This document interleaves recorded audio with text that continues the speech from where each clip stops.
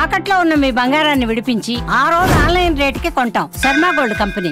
నమస్కారం, welcome to Suman TV. నేను గీతాంజలి. ప్రస్తుతం మనతో పాటు శ్రీ శ్రీ శ్రీ ఆనంద శివకామేశ్వరి సన్నిధానం పీఠాధిపతులు మాతాజీ శ్రీ శ్రీ శివకామేశ్వరి ఆనందమయ్య అమ్మ ఉన్నారు. వారితో మాట్లాడదాం. అమ్మ నమస్కారం. నమస్కారం తల్లి. శ్రీమాత్రే నమః. శ్రీమాత్రే నమః. ఎప్పటి నుంచో అడగాలనుకున్న సందేహం ఇది, ఇప్పుడు టైం వచ్చిందనమాట. లలితా సహస్రనామం ఈ పారాయణ అసలు ఎంతో మంది ఎన్నో రకాలుగా చేస్తూ ఉన్నారని విన్నాం. అవును. అసలు ఎలా చేయాలి, శాస్త్రం ఏం చెబుతోంది అంటే, అమ్మ ఒకటి నిర్ణయిస్తుంది కదా, ఇలా చదివితేనే ఇది కరెక్ట్గా చదివినట్టుగా అని చెప్పి పారాయణం అని. అవును.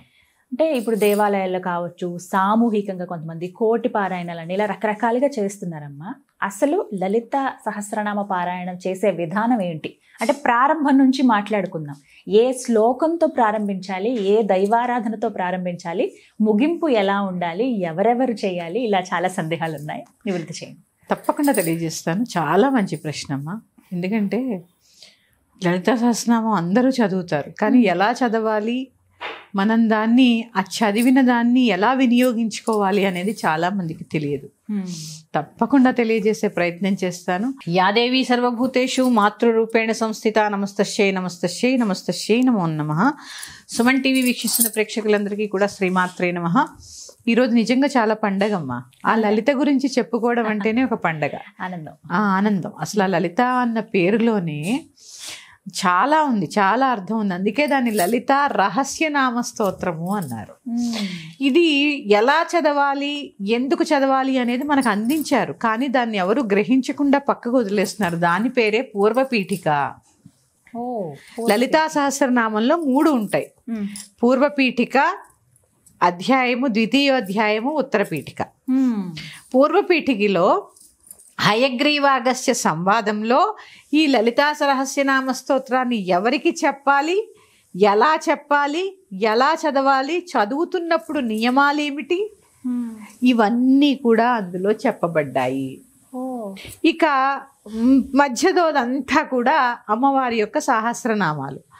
తర్వాత వచ్చేసి ఈ సహస్రనామాలు చదివితే వచ్చేటటువంటి ఫలితాలని ఉత్తర పీఠికలో ఉంటాయి.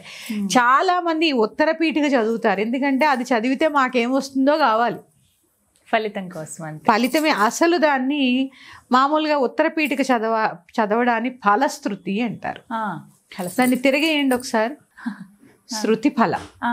అసలు దాన్ని శృతిస్తేనే ఫలం, మళ్ళీ ఫలశ్రుతి ఉంది.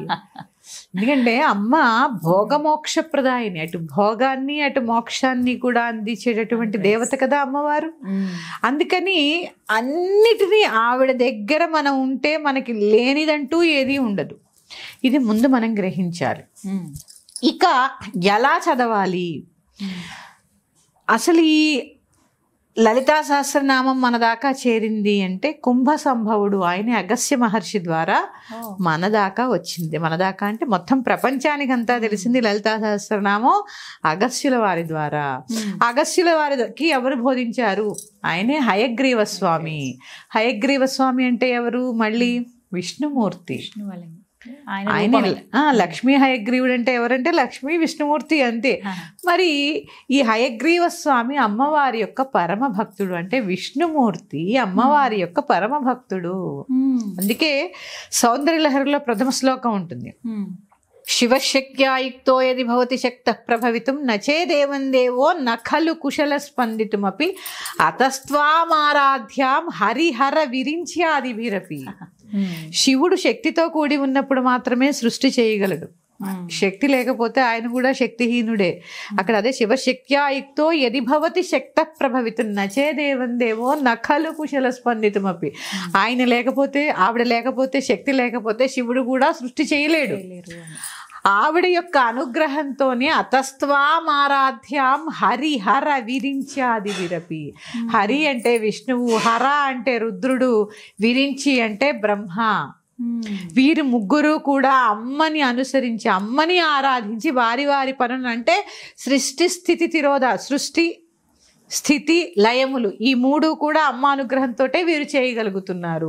అసలు అమ్మని ఆరాధించాలంటే పూర్వజన్మ పుణ్యం, ఎంతో పుణ్యరాశి ఉంటే తప్ప అమ్మ పేరు కూడా ఉచ్చరించలేమట అని సౌందర్యలహరి మొదటి శ్లోకంలో శంకర భగవత్పాదులు అదే చెప్తారు.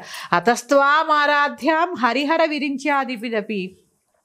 ప్రణంతుం స్తోతుం వా కథమకృత పుణ్య ప్రభవతి. ఆవిడ్ని స్తుతించాలి అంటేనే ఎంతో కొంత మనకి పూర్వజన్మ పుణ్యరాశి ఉండాలి. అలాంటి అమ్మ యొక్క సహస్రనామాలు మనకి వసిన్యాది వాగ్దేవతలు రచించారు. అసలు ఎవరు రచించారో ముందు తెలుసుకుందాం. ఈ వసిన్యాది వాగ్దేవతలు అనేవారు శ్రీచక్రంలో అమ్మవారికి దగ్గరగా ఉంటారు. వీళ్ళు ఎవరు? వీళ్ళు 8 మంది దేవతలు. వశిని, కామేశ్వరి, మోదిని, విమల, అరుణి, జయని, సర్వేశ్వరి, కౌళిని అనే ఈ 8 మంది దేవతల ద్వారా వాళ్ళని పిలిచిందట అమ్మవారు ఒక రోజు. మీకు నేను ఒక పని పురమాయిస్తున్నాను, నా గురించి సహస్రనామాలు రాయండి. ఇలా అమ్మవారు చెప్పినప్పుడు మనకు వచ్చే సందేహం ఏంటి తెలుసా? ఆవిడ గురించి ఆవిడే చెప్పుకుంటోందా అనే సందేహం. మనం ఎంతో కొంత పసి ప్రవృత్తి కలిగి ఉంటాం కాబట్టి వస్తుంది. కానీ ఈ సహస్రనామాల్లో ఎంతో జ్ఞానం ఉంది. ఈ జ్ఞానాన్ని అసలు లలిత అంటే ఏంటో అందరూ తెలుసుకోవాలి, లలిత ఎక్కడ ఉందో తెలుసుకోవాలి అని చెప్పి ఆవిడేం చేసింది, వసిన్యాది వాగ్దేవతని పిలిచి సహస్రనామాలు రాయండి నా గురించి అని చెప్పింది. వారికే ఎందుకు చెప్పింది? ఎందుకు అంటే, ఇప్పుడు మీరున్నారమ్మా, నన్ను రోజు చూసారనుకోండి, నేను ఏం చేస్తాను, ఎప్పుడు నిద్ర లేస్తాను, ఎలా ఉంటాను, నా తత్వం ఏంటి, నేను ఏం భుజిస్తాను, ఎవరితో ఎలా మాట్లాడతాను, ఇవన్నీ మీకు తెలుస్తాయా లేదా? అలాగే శ్రీచక్రంలో అమ్మకి దగ్గరగా వసిన్యాది వాగ్దేవతలు ఉండి అనుక్షణం అమ్మ దగ్గరే ఉంటూ అమ్మ యొక్క శుశ్రూష చేస్తూ అమ్మ ఏది మాట్లాడితే అది ప్రసాదం కింద భావిస్తూ ఆ అమ్మ యొక్క ఉపాసనలో ఉన్న దేవతలు ఈ వసిన్యాది వాగ్దేవతలు. వారే అష్టమాతృకలు, వారే వసిన్యాది వాగ్దేవతలు. వారికి చెప్పింది అమ్మ. ఇక వీరేం చేశారంటే రాసేసారు, వసిన్యాది వాగ్దేవతలు సహస్రనామాలు రాసేసారు. ఇది అయిపోయింది, ఒక ఘట్టం పూర్తయింది, అక్కడికి రాసేసారు. అది ఎలా తెలియాలి అందరికీ? అప్పుడు వీళ్ళు సహస్రనామాలు రచించగానే అమ్మవారు పెద్ద సభ ఏర్పాటు చేశారట. మొత్తం అందరి దేవతల్ని పిలవండి అని ఒక సభ ఏర్పాటు చేసి వసిన్యాది వాగ్దేవతల్ని ఆ సభకు ఆహ్వానించమని చెప్పారట అందరినీ. ఇక మంత్రిని సేన, దండిని సేన అంటే వారాహి సేన, శ్యామలా సేన, అలాగే 64 కోట్ల మంది యోగిని దేవతలు, శ్రీచక్ర దేవతలు, మొత్తం సమస్త భూమండలంలో ఉన్న దేవతలంతా కూడా ఆ పరివారాలతో సహా పతిపుత్ర పత్నిపుత్ర పరివారాలతో సహా సభకి హాజరయ్యారట. ఎందుకు మరి? పిలిచింది ఎవరు? సుప్రీం జగన్మాత కదా. అవును. పిలిచేసరికి అందరూ వచ్చారు. ఆ సభలో అమ్మవారు ఈ సహస్రనామాలు వసిన్యాది వాగ్దేవతల ద్వారా అందరికీ చెప్పడం జరిగింది. అందులోనే చెప్పాను కదా, హరిహర విరించ్యాది బిరపి వాళ్ళ ముగ్గురే అమ్మవారి యొక్క ఉపాసకుల్లో చాలా చాలా చాలా ముఖ్యమైన వాళ్ళల్లో అగస్త్య మహర్షి, ఆయన భార్య లోపాముద్ర, అలాగే చంద్రుడు, మన్మధుడు, అలాగే విష్ణుమూర్తి, ఇట్లా వాళ్ళందరూ కూడా ఆ దేవి యొక్క ఉపాసన ద్వారా, దేవి యొక్క ఇచ్చిన ఆ దేవిని ఆరాధించడం ద్వారా తమ తమ కార్యాలని బాగా చేస్తున్నారనమాట. ఇలాగ లలితా సహస్రనామం వచ్చిందని దేవతలందరికీ కూడా తెలిసింది. ఇంకా దేవతలకు తెలిసింది, మరి మనలాంటి మనుషుల సంగతి ఏంటి? అప్పుడు చూడండి, ఫస్ట్ దేవతల దాకా వచ్చింది. ఇక ఆ తర్వాత నుంచి ఎక్కడికి వచ్చింది? ఆ తర్వాత నుంచి హయగ్రీవ స్వామి వారి దాకా వచ్చిన తర్వాత మరి ఈ విష్ణుమూర్తి హయగ్రీవ అవతారంలో ఎందుకున్నారు? జ్ఞానానందమయం దేవం నిర్మలం స్ఫటికాకృతిం ఆధారం సర్వ విద్యానాం హయగ్రీవం ఉపాస్మహి. ఇది దేవి భాగవతంలో ఒక కథ ఉంటుంది.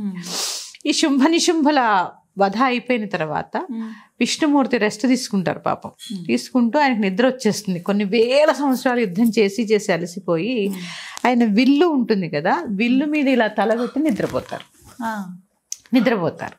నిద్రపోయినప్పుడు ఈ హయగ్రీవుడు అనే రాక్షసుడు ఇంకా వాళ్ళని దేవతల్ని భయపెడుతూ నానా భీభత్సం సృష్టిస్తూ ఉంటాడు. వీళ్ళు వెళ్ళి స్వామివారిని విష్ణుమూర్తి ఎంత లేపుతున్నా లేవట్లేదు, ఎందుకంటే దుష్ట సంహారం ఆయనే కదా చేసేది. ఎంత లేపుతున్నా లేవట్లేదు, వీడేమో రెచ్చిపోతున్నాడు, ఏం చేయాలో అర్థం కావట్లేదు. అప్పుడు అమ్మవారిని, ఆ మహామాయా స్వరూపిణి ధ్యానం చేస్తే ఆవిడ చిన్న ఉపాయం చెప్తారు. ఏం చెప్తారు అంటే, వెంటనే వీళ్ళు ఒక చెదపురుగు ఈయన విల్లు మీద పడుకున్నాడు కదా, విల్లు చెక్కతో చేసి ఉంది. చెక్కతో చేసి ఉండేసరికి చెదపురుగును తీసుకొచ్చి ఆ యొక్క ధనుస్సులో వదిలేస్తారు. చెదపురుగు ఏమడుగుతుందంటే, నన్నేమో విష్ణుమూర్తిని లేపమంటున్నారు, నాకేమో పాపం వస్తుంది, నిద్దట్లో ఉన్న వాళ్ళని లేపితే నాకేంటి మరి, నేను ఈ పని చేసినందుకు నాకేంటి మరి, భయపడుతుంది కదా మరి విష్ణుమూర్తిని లేపాలని. అందుకే ఏం చెప్తారంటే చూడండి, హవిస్సుల్లో దేవతలు హోమం చేసేటప్పుడు ఆ హవిస్సులు ఇస్తారు కదా, ఆ హవిస్సుల్లో పక్కన పడి మిగిలిపోయినంతా కూడా ఈ చెదపరుగుకే నీకే చెందుతుంది అని చెప్పి బ్రహ్మదేవుడు వరవిస్తాడు. అందుకే చూడండి, ఎంత చేసినా హోమంలో ఎంతో కొంత మిగులుతూ ఉంటుంది, అది ఆ చెదపురుగుకి చెందుతుంది అనమాట. ఇక ఆవిడ ఆ ధనుస్సులోకి వెళ్ళి కొరికేస్తుంది. ఆ ధనుస్సుని కొరికేసరికి ఆ వింటి నారి ఏదైతే ఉందో అది తెచ్చి విష్ణుమూర్తి తల తెగి పడిపోతుంది. తల తెగి పడిపోయేసరికి ఇక వీళ్ళ అతలాకుతలు అయిపోయి దేవతలంతా మహామాయని ప్రార్థించి అమ్మవారిని ఆ దేవిని ప్రార్థించగానే ప్రత్యక్షం అయితే అప్పుడు ఆయనకి ఒక గుర్రపు తల తెచ్చి అతికిస్తారు. ఇది ఎందుకు అంటే హయగ్రీవుడికి వరం ఉంటుంది. మానవులు దానవులు ఎవరూ చంపలేరు. ఏంటి నరమేమో శరీరము, నరుడు, పశువేమో శిరస్సు, గుర్రం తల ఉన్నవాడే చంపాలని చెప్పి ఆయనకు ఒక వరం ఉంటుంది అనమాట. అట్లా ఆ యొక్క వృత్తాంతం ద్వారా అప్పుడు ఈయన నిద్ర లేచి ఆ హయగ్రీవ స్వామిని వధించి, ఇదంతా అప్పటి నుంచే ఆ రాక్షసుడి పేరు హయగ్రీవుడే. ఈయన హయగ్రీవ నామంతో ఆ తపస్సులో చాలా రోజులు ఉంటారు. అది హయగ్రీవ అవతారం. ఈ హయగ్రీవ స్వామి అమ్మవారిని ఆరాధించి చాలా పొందుతారు. ఆ హయగ్రీవ స్వామి వారికి అమ్మవారు ఈ లలితా సహస్రనామం గురించి కొన్ని నియమాలు చెప్తారు. ఎవరికి పడితే వారికి బోధించవద్దు. ఈ లలితా సహస్రనామం ఒకటే కాదు, అమ్మవారి యొక్క ముఖ్యమైనటువంటి స్తోత్రాలలో ఖడ్గమాల, త్రిశతి, లలితా సహస్రనామం, ఈ మూడు కూడా ఎవరికి పడితే వారికి బోధించవద్దు అని చెప్పి అమ్మవారు చెప్తారు.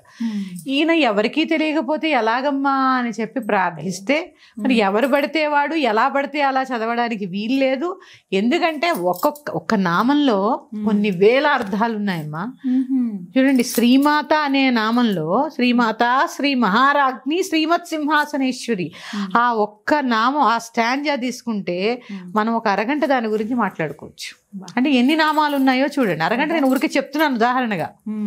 ఒక నామాన్ని కొన్ని రోజుల పాటు చెప్పచ్చు, మనకి వినే ఓపిక ఉండాలి. అందుకే దీన్ని రహస్యనామ స్తోత్రము అన్నారు. ఇందులో కుండలిని తపస్సు ఎలా చేయాలి, అమ్మవారి ఆరాధన ఎలా చేయాలి, శ్రీచక్రార్చన ఎలా చేయాలి, ఈ లలితా సహస్రనామం మొత్తము అమ్మవారి యొక్క విద్య. అదే శ్రీ విద్య, అదే శ్రీ విద్య. శ్రీ విద్య గురించి చెప్పినటువంటి ఎన్నో అంశాలు ఈ లలితా సహస్రనామంలో ఉన్నాయి. అలాంటి లలితా సహస్రనామాన్ని మనం ఎంత గౌరవించాలి, ఎలా చదవాలి అనేది మనం తప్పకుండా తెలుసుకునే ప్రయత్నం చేద్దాము. ముందు హయగ్రీవుల స్వామి వారి దాకా లలితా సహస్రనామం వచ్చింది, మన దాకా ఎలా వచ్చిందో మరొక ఎపిసోడ్లో తెలుసుకునే ప్రయత్నం చేద్దాము. శ్రీమాత్రే నమః. స్వస్తి. నమస్తే.